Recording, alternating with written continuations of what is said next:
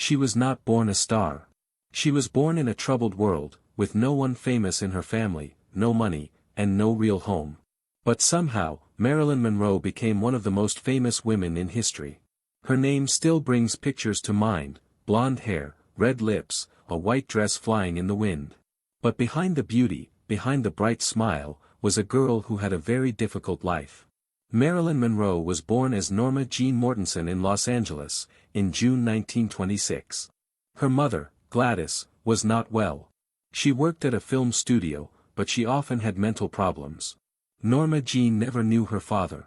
Some people say he was a man named Charles Stanley Gifford, but he never came to see her. Her mother could not take care of her, so Norma Jean went to foster homes. That means she lived with other families, not her own. Sometimes she had to move from one home to another. She felt alone and forgotten. She once said she never had a real childhood.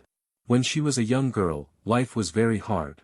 In one home, she was treated badly.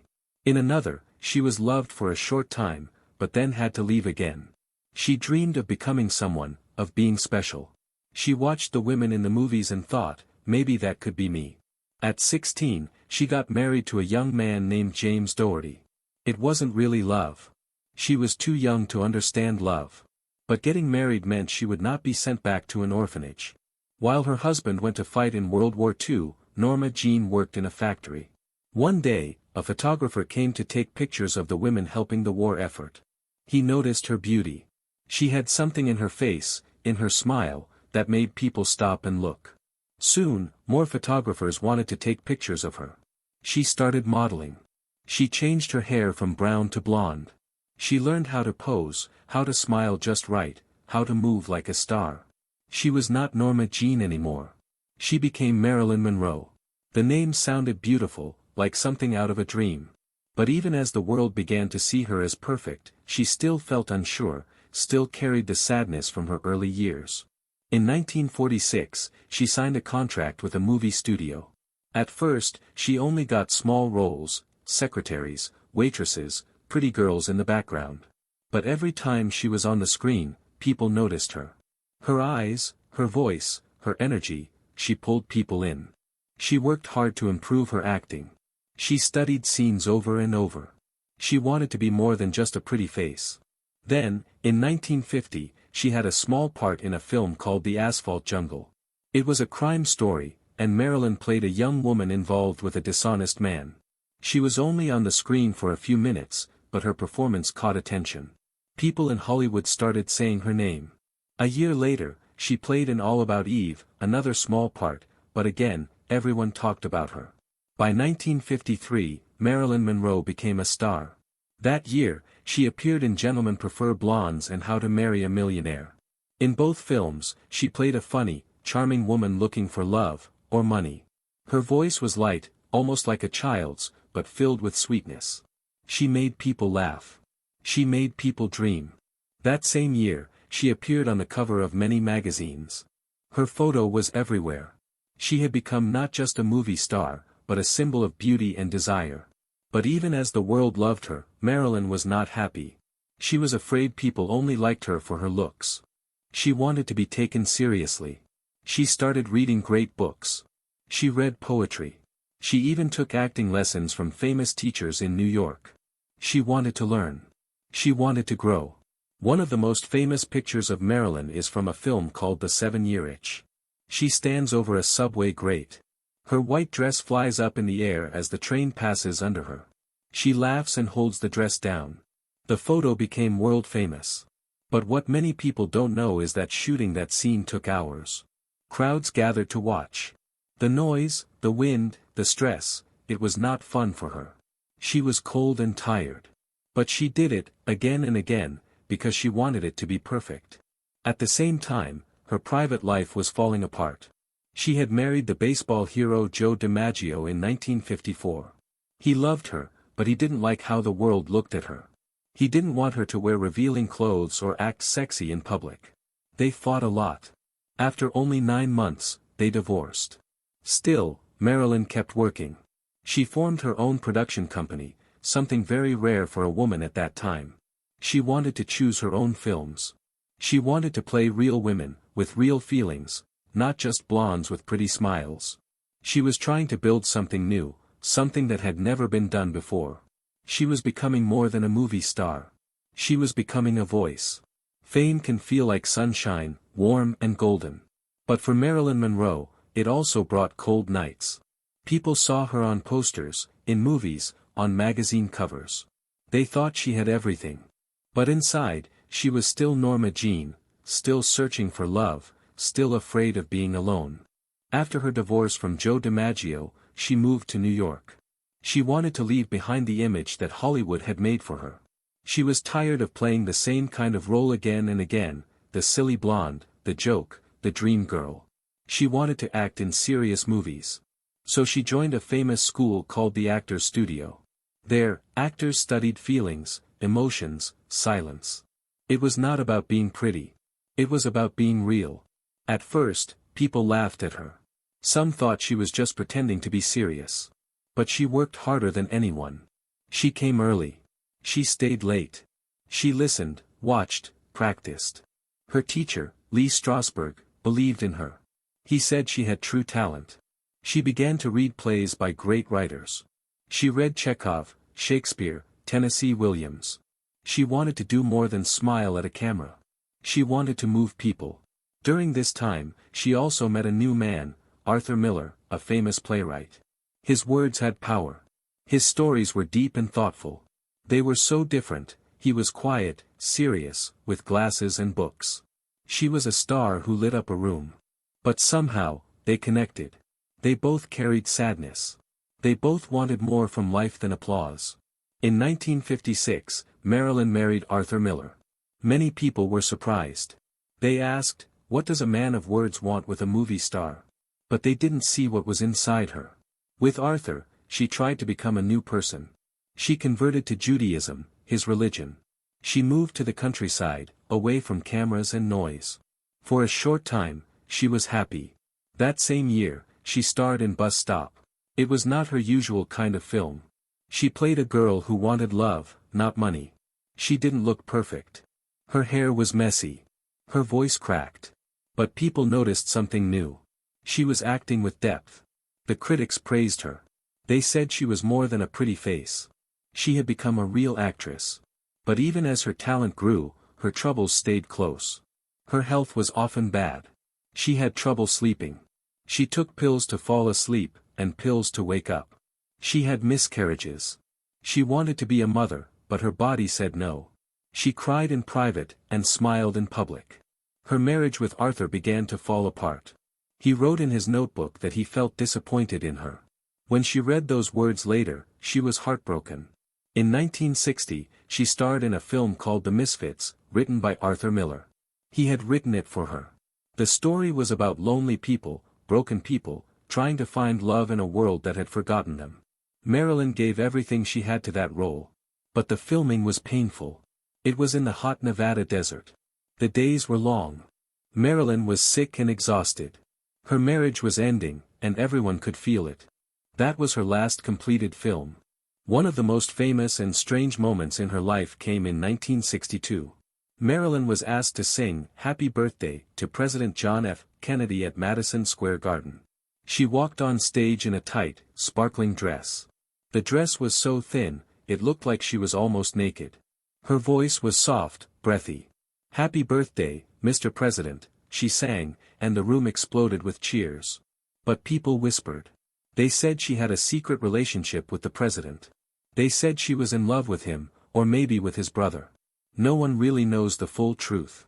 But after that night, something in her life seemed to fall apart even more. By the summer of 1962, Marilyn was living alone in a house in Los Angeles. She had lost her marriage.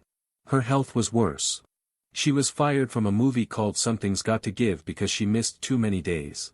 The studio said she was too sick, too difficult. But some say she was just too sad. People tried to help her. Joe DiMaggio, her ex-husband, came back into her life. He still cared for her. Friends visited. Doctors checked on her. But the pain inside her was too deep. On August 5, 1962, Marilyn Monroe was found dead in her bed.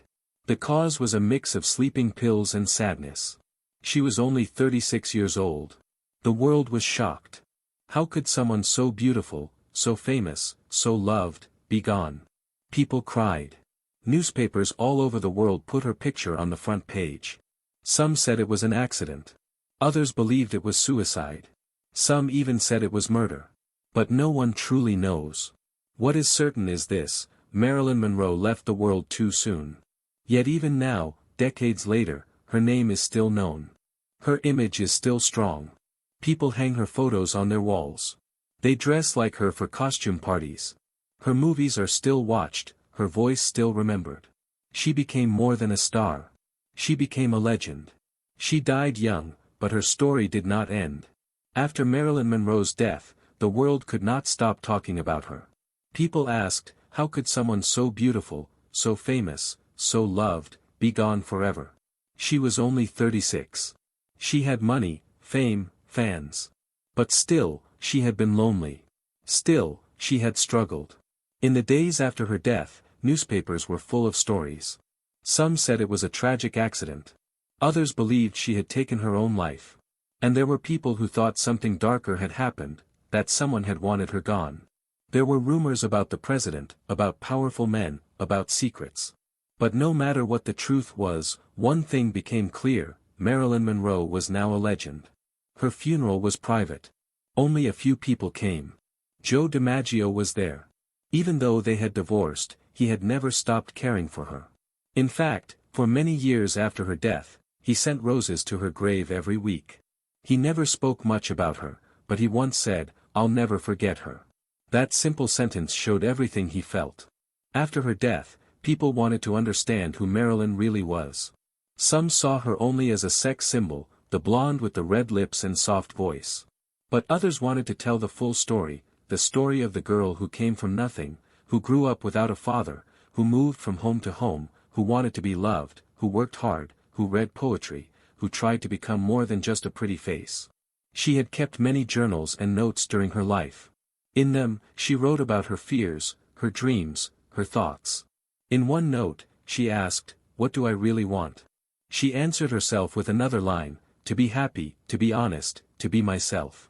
These small pieces of writing helped people see her as a real human being, not just a Hollywood image. Her films continue to be shown all over the world. People watched some like it hot and laughed at her funny timing. They saw a bus stop and were surprised by her emotional power. They played her old songs and smiled. Her voice was still warm, still close, like she had never left. Over time, her face became one of the most famous in the world. Artists used her image in paintings and photographs. One of the most well-known was by Andy Warhol: bright colors, repeated images, bold and loud. He turned her into a symbol of pop culture, something bigger than life. But at the same time, that picture showed something sad. It showed how the world had taken her, copied her, and turned her into something she never fully controlled. Marilyn Monroe became more than just a movie star. She became a kind of question: what does fame do to a person? What happens when the world wants you to smile, even when you are hurting? What happens when everyone loves the image, but no one really sees the person? Many books were written about her. Some told stories of love and heartbreak. Others tried to explain her final days. Some were kind. Some were not. But again and again, people came back to the same feeling: she had been special. There was something about her that could not be repeated. No one else had her magic. Young actresses tried to be like her. They copied her look, her voice, her style. But it was never quite the same. Because Marilyn had something that could not be learned. She had a spark, a light, that came from deep inside. Even in black and white, she lit up the screen. In later years, people began to talk more about her strength. For a long time, people saw her only as weak, as someone who needed help. But that was not the full picture. She had survived a painful childhood. She had built a career with no help from family or rich friends. She had started her own company, fought with big studios, and demanded better roles. She had stood up when people tried to control her. That takes courage. She also helped change the way people saw women in film. Before her, many female characters were flat, just wives, or lovers, or secretaries. But Marilyn brought something new. Even when she played a dumb blonde, there was always something more under the surface. A look in her eyes. A pause in her voice.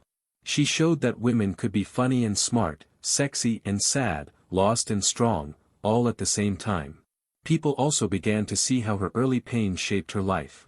She once said that fame was like standing on a stage and hearing everyone cheer, but feeling completely alone.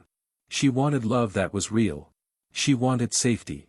She wanted someone to say, "You're okay just the way you are," not just, "You're beautiful." In the years after her death, her name continued to grow. There were movies about her life. There were plays, songs, poems. People visited her grave in Los Angeles, leaving flowers, notes, even lipstick kisses on the stone. Some fans cried. Others just stood quietly. But all of them felt something. Because Marilyn Monroe was not just a movie star. She was a part of history. A symbol of beauty, of struggle, of longing. Many years later, when people list the most famous women of all time, her name is always there.